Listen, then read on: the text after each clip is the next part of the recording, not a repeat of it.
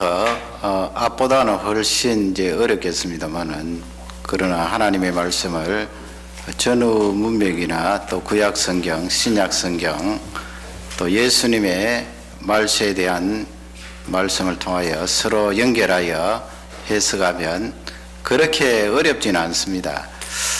이 요한계시록은 7 재앙들 그렇게 해서 시리즈로 그렇게 나오는데, 그 큰 시리즈 3가지는 7 인봉, 7 나팔, 또 7 대접, 그렇게 되어 있습니다.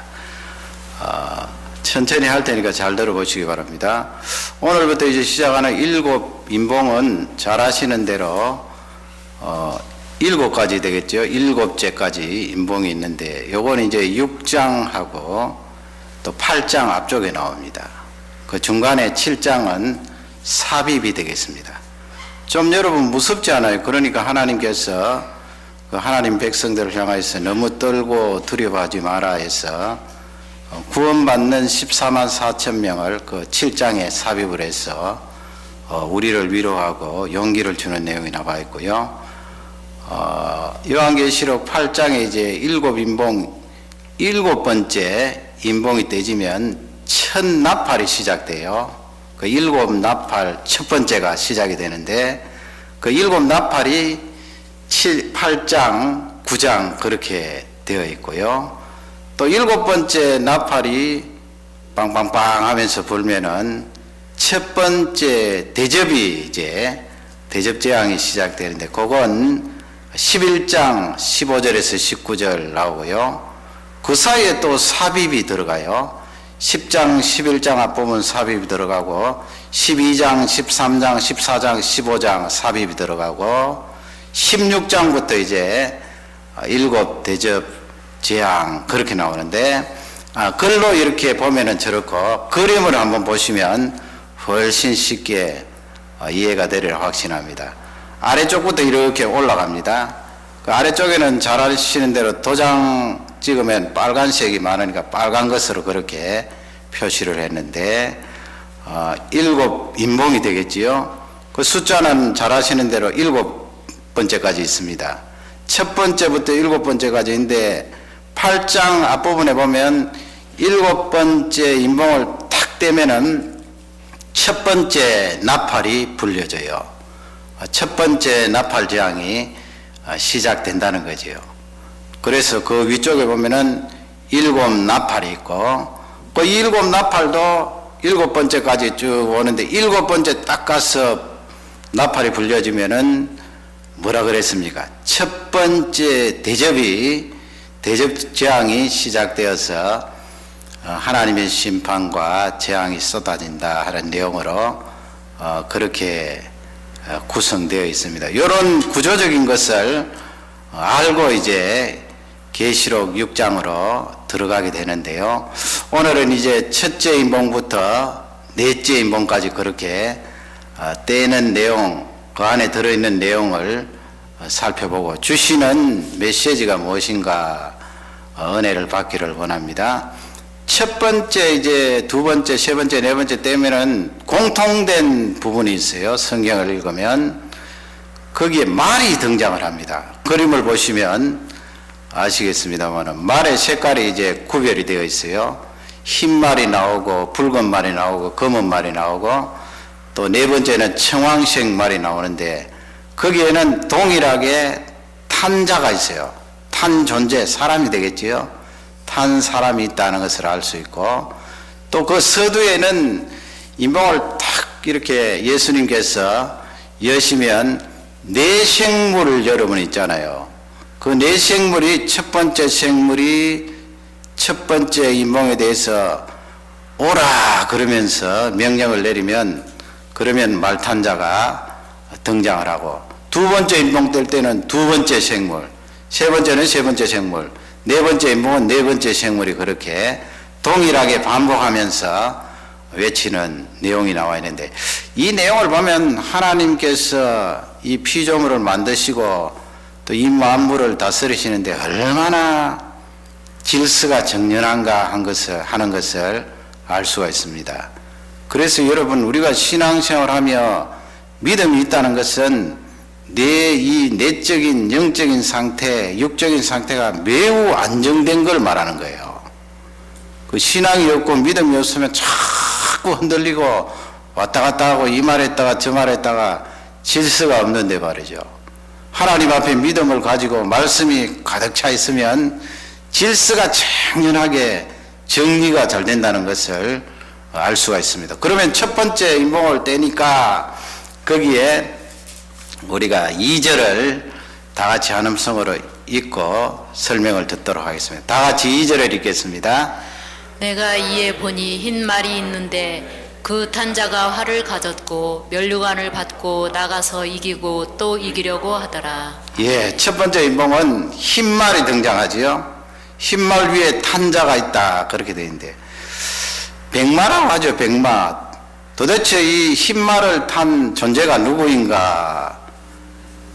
흰 말 하면은 여러 가지 생각해 볼 수가 있습니다만은 어떤 사람은 예수님이다 그렇게 말하는 사람이 있어요. 여러분 이 2절을 읽으시면서 과연 예수님일까요? 성경 지식이 그렇게 많지 않아도 2절을 몇 번 반복해서 읽으면 이 존재가 과연 예수님인가 그렇게 생각되어질 수 있는데 어떤 학자들은 예수님이라고 그렇게 주장하는데 왜 그렇게 주장하는가 하면 요한계시록 19장 11절 말씀에 보면 거기 백마탄자가 나오거든요. 19장 11절을 우리 다 같이 또 한번 읽겠습니다. 또 내가 하늘이 열린 것을 보니 보라 백마와 탄자가 있으니 그 이름은 충신과 진실이라 그가 공의로 심판하며 싸우더라. 아멘. 아멘. 요 19장 11절은 누군 것 같아요? 속으로 한번 대답해 보세요. 답이 나오지요. 그건 틀림없이 예수님이세요. 그러니까 성경에 백마탄 존재가 양쪽에 이렇게 나오는데 한쪽은 틀림없이 예수님이에요. 왜냐하면 거기 충신이라 진실이라 그랬으니까 예수님 별명이 충성되고 참된 증인, 나는 길이요 진리요 생명이니 그 맞잖아요. 예수님이에요. 그리고 공의로 심판하실 분은 예수님밖에 없어요. 누가 이 우주 만물을 공의로 심판할 수가 있습니까? 우리 예수님 뿐이에요. 그래서 19장 11절은 누가 봐도 예수 그리스도다 하는 것을 우리가 알 수 있어요. 그러니까 여러분 요한계시록도 그렇게 어렵지 않아요. 이렇게 성경을 앞뒤 문맥을 보면서 그 문맥 속에 가르쳐주는 내용을 잘 파악하면 누구다 하는 것을 주석 보지 않아도 알 수가 있어요. 그러면 다시 6장 2절로 돌아오면 여기에 흰말을 탄 자는 누구일까요? 예수님이라고 그러기에는 조금 의심가지요. 왜냐하면 활을 가지고 있고요. 또 성경은 뭐 예수님께서 활 가지고 계신다는 그런 내용이 없고요. 그리고 거기 면류관을 쓰고 있더라 했는데 그 면류관은 저번에 살펴본 대로 승리한 우리 성도들에게 씌워주는 면류관이에요. 경주자가 1등 했을 때 그 1등의 영광으로 씌워주는 면류관. 그 우리 예수님께서 우리처럼 그렇게 승리한 면류관을 쓰실 리는 없어요. 그분은 원래 왕이시고 부활 승천하시고 나서는 성부 하나님께로부터 우주 만물을 다스릴 수 있는 권세를 가지신 분인데 면류관을 쓰고 있다는 것은 좀 맞지 않아요. 그리고 끝부분에 보면 이기려고 힘쓰더라 그랬는데 우리 예수님께서 뭘 이기고 이기려고 힘써요? 그냥 말씀 한마디 하시면 승리 그 자체인데요.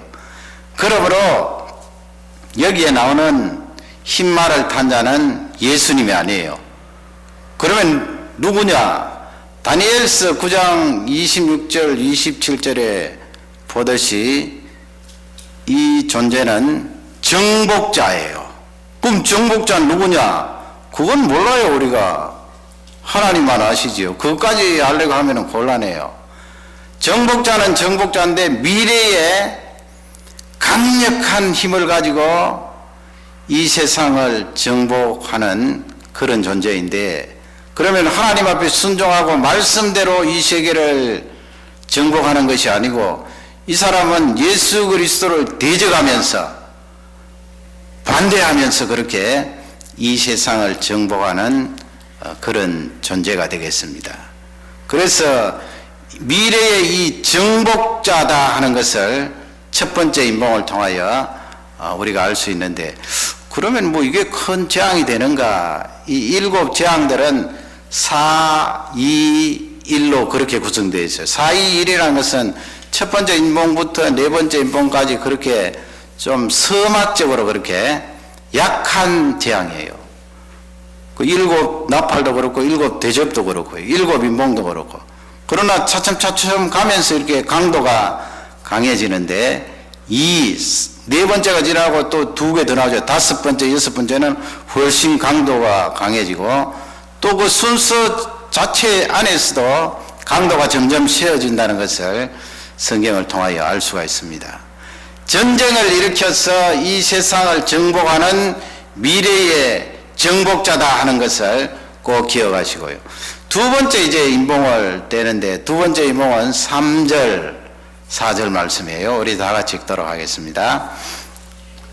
둘째 인을 떼실 때에 내가 들으니 둘째 생물이 말하되 오라 하더니 이에 붉은 다른 말이 나오더라. 그 탄자가 허락을 받아 땅에서 화평을 제하여 버리며 서로 죽이게 하고 또 큰 칼을 받았더라. 아멘. 붉은 말이 나오죠. 붉은 말. 여러분 생각할 때 이 붉은 말 생각하면 뭐가 떠오를까요?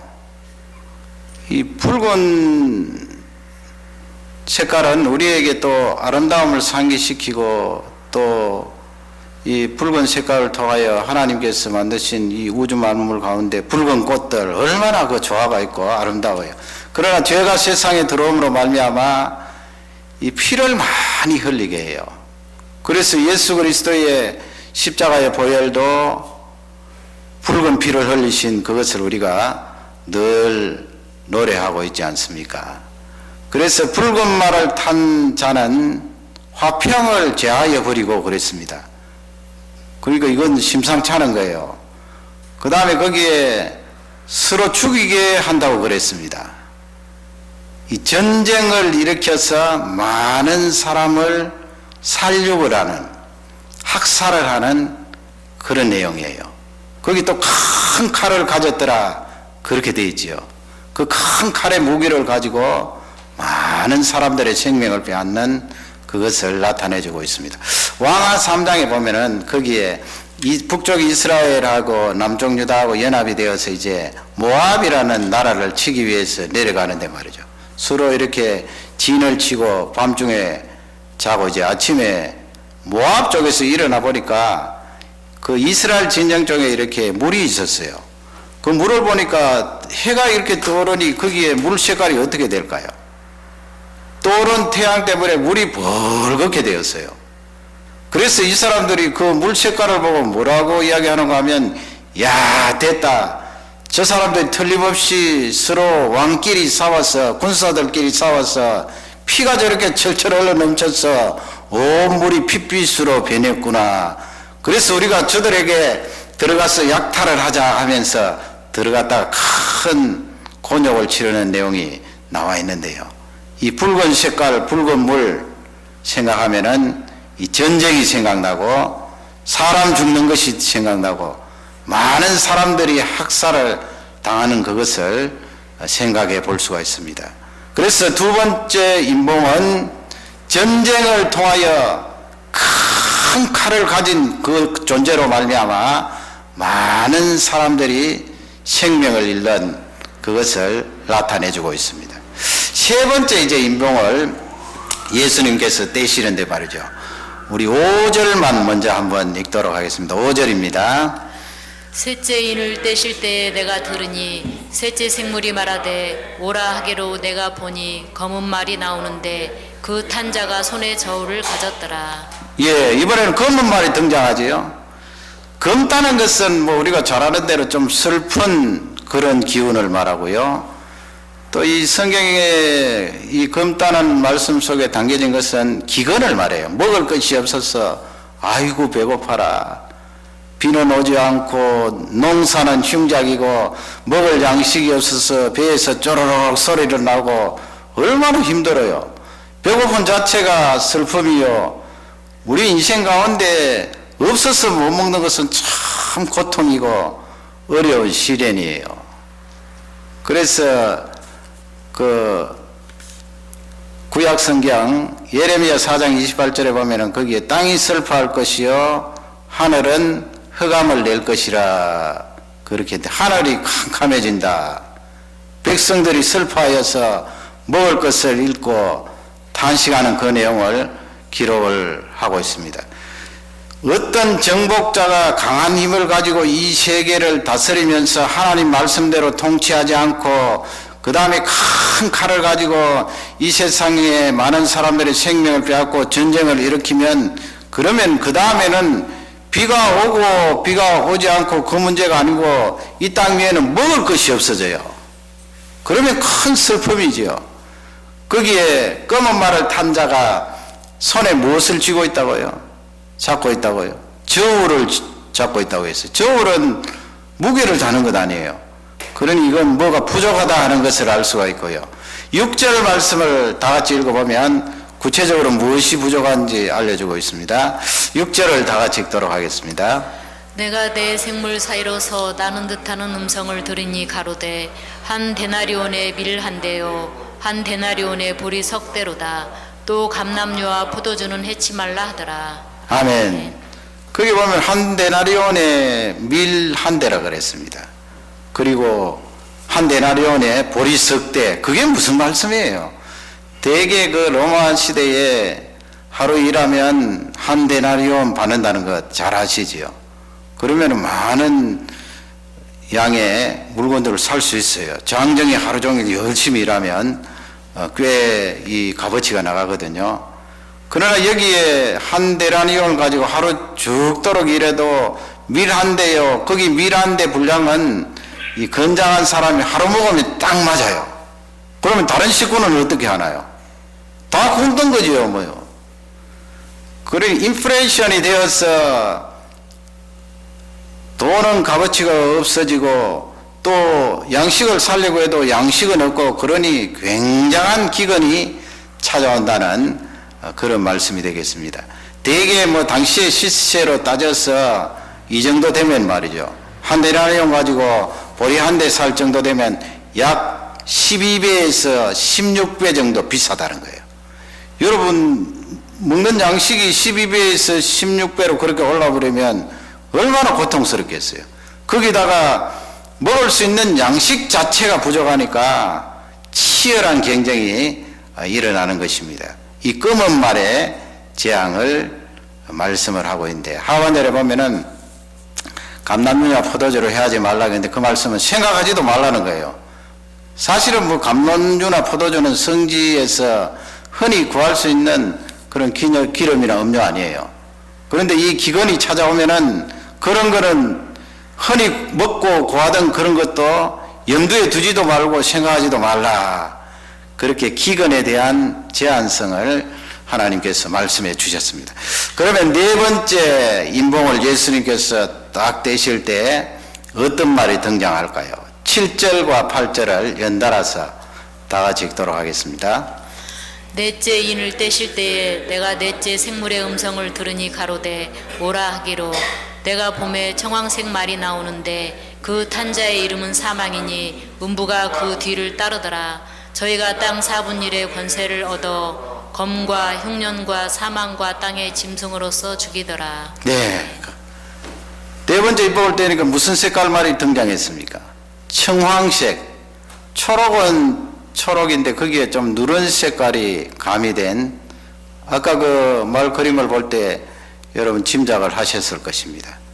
이건 죽음의 색깔이에요. 그래서 거기 보면 그 이름이 사망이라 그렇게 되어 있잖아요.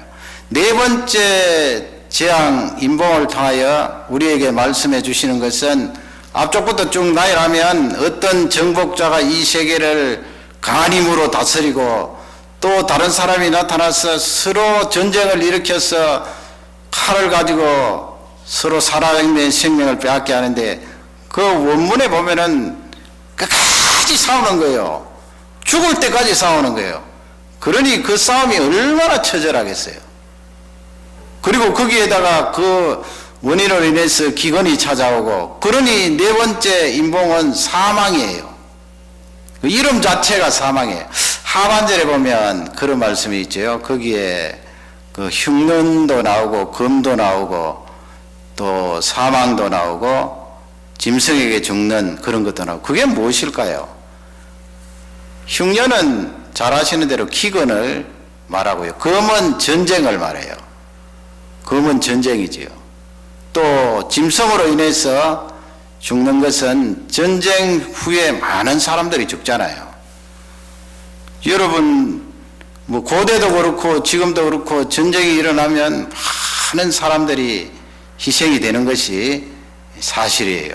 그 짐승으로 인하여 죽는 것은 전쟁 뒤에 일어나는 그 죽음, 많은 사람들이 세상을 떠나는 그것을 말하고 있고, 그 앞에 보면 사망이 또 나오지요. 거기 나오는 사망은 전염병을 말해요. 전염병으로 말미암아 많은 사람들이 희생이 되는데, 거기에 땅의 4분의 1의 권세를 가지고 그 사람들을 죽이더라, 그렇게 되어 있잖아요. 그러니까 지금 이 재앙의 그 범위가 점점 커지고 농도도 강해진다는 것을 알 수가 있습니다. 이렇게 네 번째 재앙까지 왔는데, 그러면 좀 두렵지 않습니까, 여러분? 또 궁금한 것이 너무 많아요. 도대체 이게 뭔가? 그리고 언제 이것이 일어나고 아니면 벌써 지나갔는가? 그거 궁금하지 않아요. 오늘 말씀은 이 네 가지 인봉들을 통하여서 간략하게 주시는 메시지를 세 가지로 살펴보기를 원합니다. 첫째는 이것이 과거에 벌써 끝났느냐 아니면 미래에 일어날 사건이냐, 그 주시는 메시지가 있어요.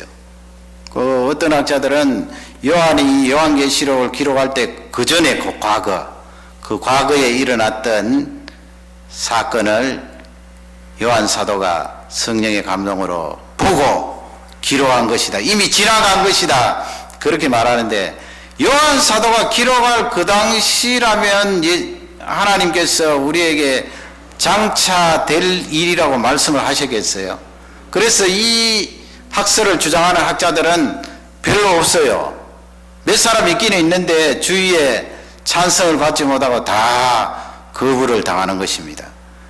두 가지로 이제 요약해 볼 수가 있는데, 요한 사도가 말씀을 받은 그때로부터 예수님 재림하실 때까지이다, 그렇게 주장하는 사람들이 있고요. 그 다음에 예수님 재림하시기 직전에 임박에서 일어나는 큰 재앙이다, 그렇게 말하는 사람이 있어요. 이 두 가지 중에 하나를 우리는 선택을 할 수가 있습니다. 여러분 기도하시면서 선택을 하시면 될 것 같습니다. 그러나 틀림없는 것은 요한 사도가 이 말씀을 받을 때는 장차 일어날 일이라고 이 말씀을 받고 기록했고요. 또 많은 사람들은 예수님 재림하시기 전에 말세 중에 말세에 이와 같은 큰 재앙이 일어날 것이다, 동의하는 사람들이 많이 있습니다. 그렇게 보면 우리는 예수님 재림하실 그때가 지금 아주 가까운 말세에 사는 우리인 것입니다. 두렵지 않습니까? 아이고야, 이런 재앙이 일어나면 자녀들은 어떻게 하고 나는 어떻게 할 것인가? 두려워하는 우리를 향하여서 그 성경 속에 귀한 메시지를 주셨거든요. 그래서 두 번째로 살펴볼 것은 이 재앙을 인생들이 체험을 하게 되는데, 4절과 8절 말씀에 보면 귀한 힌트가 있어요. 4절 말씀에 보면은 허락을 받아, 그 누가요? 그 말을 탄 자가, 4절이니까 몇 번째 재앙이에요? 두 번째 인봉, 두 번째 재앙 아니에요? 붉은 말을 탄 자가 허락을 받았어요. 누구에게 허락을 받았을까요? 평화를 제하여 버리고 많은 사람들이 싸우도록 부추기고 큰 칼을 가지고 전쟁의 돌풍을 일으키는 그 자가 누구에게 그런 권세를 허락받았다는 거예요? 누구에게 받았을까요? 하나님께 받았어요, 여러분. 그냥 성경을 싹 지나쳐서 읽어버리면 이야, 이와 같이 전쟁을 잘하고 많은 사람들의 생명을 빼앗는 그런 사람이 나타나면 이 세계 지구를 주물리겠구나. 그래서 온 세계를 뒤죽박죽으로 만들고 이 사람 한 사람이 온 세계를 주도하겠구나. 천만의 말씀. 우리 하나님이 살아계시는데 이 사람도 하나님이 심판하실 때 악한 도구로 쓰임받는 것 뿐이에요. 하나님이 허락하셔야 그 허락하심 안에 그와 같은 전쟁을 일으키고 사람의 생명을 해야 하는 줄 확신합니다. 그러니 여러분, 우리는 훨씬 위로가 되지 않아요? 하나님이 허락하심 안에 있으니까 말이죠. 그 다음에 8절 말씀에 가면은 권세를 얻어 그랬죠.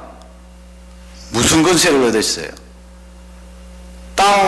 이 권세를 얻던 이 사람 8절이니까 네 번째 임봉아니에요. 땅 4분의 1, 땅 4분의 1에 전면적으로 재앙이 일어났는데 그 가운데 4분의 1을 제어하는 권세를 얻었다고 하셨어요. 그러면 그 권세를 누구에게 얻었는가? 세상에 사는 황제에게 얻었는가? 아니겠지요. 그 권세는 하나님께서 그 권세를 주신 거예요. 그러니 이 네 번째 임봉에 나타나는 이 재앙도 하나님의 허용 속에 들어가는 거예요. 그러면 여러분, 하나님 허용 속에 우리 하나님 백성들 다 죽도록 하나님께서 방치하시는가? 그게 아니겠지요. 그래서 세 번째 주시는 메시지는 이 임봉을 떼는 주인공이 누구인가? 그걸 살펴보는 거예요. 그게 바로 1절 말씀에 나와 있는데 잘 아시지요?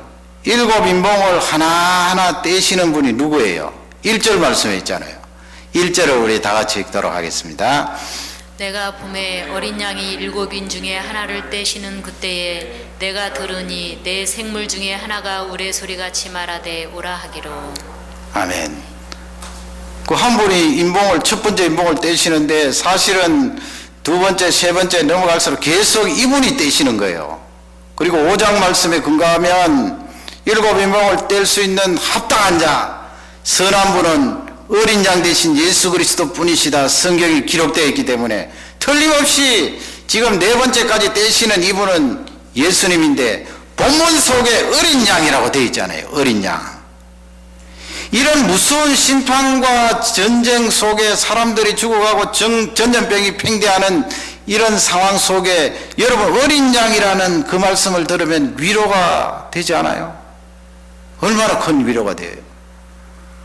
그 어린 양 대신 예수님은 이 세상에 오셔서 마치 도살장으로 끌려가는 양처럼 잠잠하시면서 나를 위하여 십자가 지시고 부활하신 구세주예요.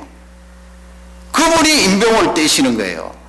그래서 이 심판의 주체는 예수 그리스도세요. 그분은 하나님을 따르지 않는 백성들을 심판하지만은 우리 하나님 백성들에게는 목자 되시잖아요. 목자장입니다.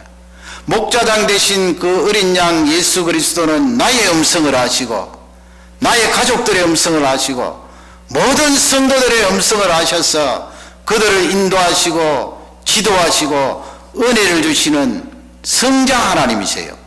그러니 여기에 어린 양이라는 이 말씀은 우리에게 큰 위로를 주시고요. 어린 양 하면 여러분 또 생각나는 것은 우리의 구원이 틀림이 없구나 하는 것이 생각나잖아요. 어린 양 대신 그분이 십자가에 죽으시고 거기서 끝난 것이 아니고 지금 요한 사도가 천상의 광경을 보고 심판의 광경을 보는데 어린 양 그분이 심판을 주도하시면서 이끌어 나가시는 것 보니까 이야, 그분이 이루신 구원은 틀림없구나, 영원토록 유효하구나 하는 것을 우리가 알 수가 있어요. 그러니 여러분, 요한계시록 이런 재앙이 선포되어짐에도 불구하고 우리 하나님의 백성은 두려워할 것 없습니다. 어린 양 대신 그분이 여전히 나의 구원자시요, 그분이 여전히 나의 목자장 되시고 그분이 나를 영원토록 인도해 주실 하나님 되심을 고백할 수가 있습니다. 그분이 주인공이고 주권자인데 우리 하나님의 백성들을 보호하지 않겠어요? 건져주시지 않겠어요? 하나님의 백성을 선한 대로 인도해 주시지 않겠습니까? 그 예수 그리스도를 바라보면서 이 요한계시록을 통하여 두려워 떨지 말고 더욱 그분을 의지하고 신뢰하는 능력의 종들이 되시기를 주님의 이름으로 축원합니다.